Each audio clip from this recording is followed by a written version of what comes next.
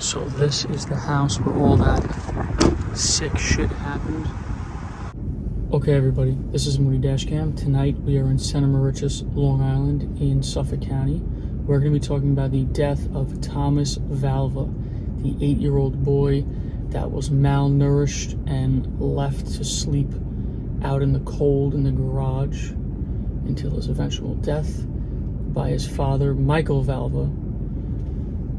This is a pretty horrible one, so I understand if you don't want to watch it. Hop out now. I don't even want to film it. How about that? So let's flip this around and get into it. This happened in January of 2020, and the address that we're going to is 11 Bittersweet Lane, like I said, in Center Morriches, Long Island, Suffolk County. Don't forget to follow me on Instagram at mooneydashcam. I post on there pretty much every single day.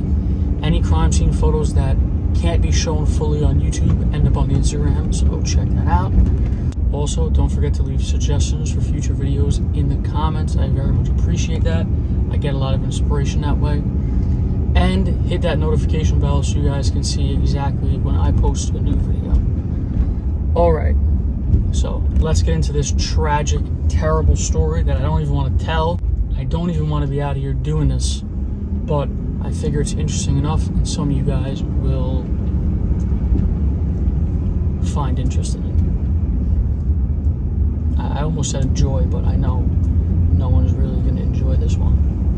So the story focuses on Michael Valva, the father, 43 years old, and his fiancé Angela Pollina at 45 years old. They both live with Michael's 2 sons from a previous marriage. 8-year-old Thomas Valva and 10-year-old Anthony Valva, both on the spectrum for autism. And they also live with 3 daughters from Angela and a previous man. This all goes on while Michael is an NYPD officer. In the years and months leading up to the tragic death of Thomas, not only did teachers, the principal, and staff of East Morriches Elementary School consistently report clear signs of abuse to Child Protective Services, including, this is a long list, get ready, looking emaciated, complaining and crying about being cold at home, coming in with bruises and cuts on their face and body, eating crumbs off the floor because they were so hungry, begging for food, looking through garbages for food. Anthony once showed up to school with urine-soaked clothes, and they would both cry about home life. So this all went on. These are just the reports from school, so you can imagine what their life was like outside of school. Each time a report was made, conditions would improve, but only temporarily, and then they would fall right back into the same patterns of the abuse. Justina Zubko Valva, the boy's mother, for 2 years provided evidence like audio recordings and medical records to the school and Child Protective Services. About 6 months before the incident, a plumber testified that while he was at the home fixing something in one of the bathrooms, Angela took one of the boys out of a locked bedroom. She actually said to the plumber that when Michael was away, she wouldn't watch the boys. She would just lock them in a bedroom. Very nice of her. So she took one of the boys out of a locked bedroom after he wet the bed and then threw him down the steps as punishment. The plumber said he wasn't sure which one of the boys it was. And that all happened as Michael Valva sat at the bottom of the steps and didn't do anything about it. I don't know if you could tell by my tone in this video, disgusted isn't even the word at how I feel of this whole video. Reports say the 2 boys spent about 2 months sleeping in the garage in the winter with no insulation, no heat, and no blankets. We will be at the house where this all went down pretty shortly. The morning of January 17th, after spending the night in the garage, that night it reached around 19 degrees. At around 8 a.m., after 16 hours of being in there, Thomas urinated and defecated on himself. I gotta pull over so this guy can pass because I'm not going fast enough. And I don't blame him for driving up my ass. So he urinated and defecated on himself, which is a sign of hypothermia. Audio from their security cameras caught Michael saying to his fiancé that he should make the boy eat his feces. Then he screamed at Thomas for soiling his pants before school, telling him to strip down in the backyard. Now, it is January. Strip down in the backyard as he calls him a fucking slob and a fucking moron multiple times and hoses him down with cold water in January. The neighbor's security camera shows Thomas falling and hitting his head on the concrete over and over again. That's another sign of hypothermia. You lose motor control. At 8:50 a.m., he's taken back into the garage while Michael is yelling and cursing, telling his fiancée that Thomas is catatonic.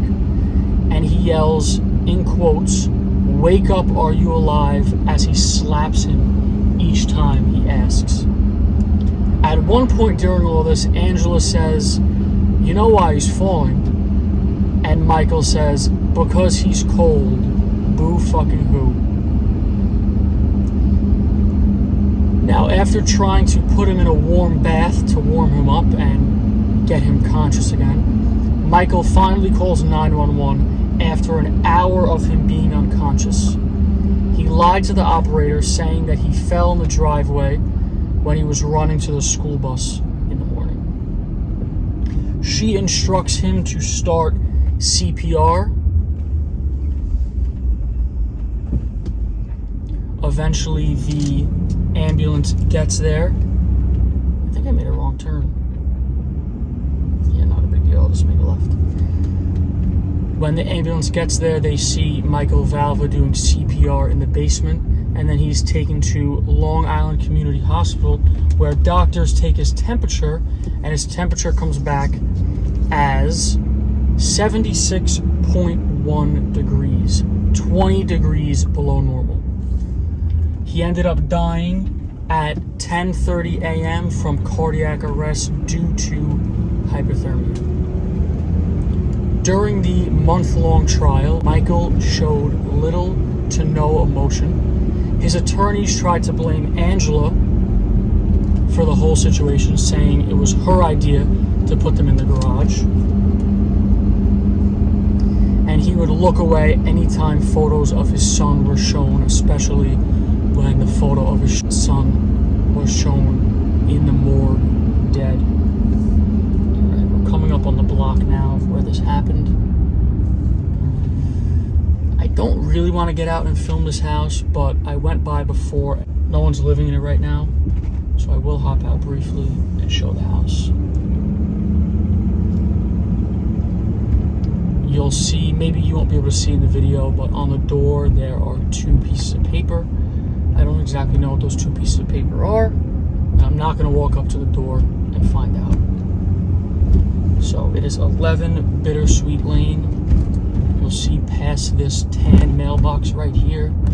It is the house on the left. I'm going to pull up on the right and just record a little bit of the house.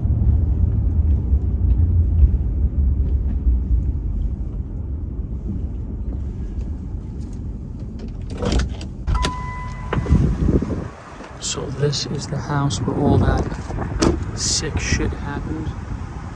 I don't even really want to be out here filming this, like I mentioned. He ends up getting sentenced and guilty of second-degree murder and 4 counts of child endangerment, 25 years to life, which he'll probably get life.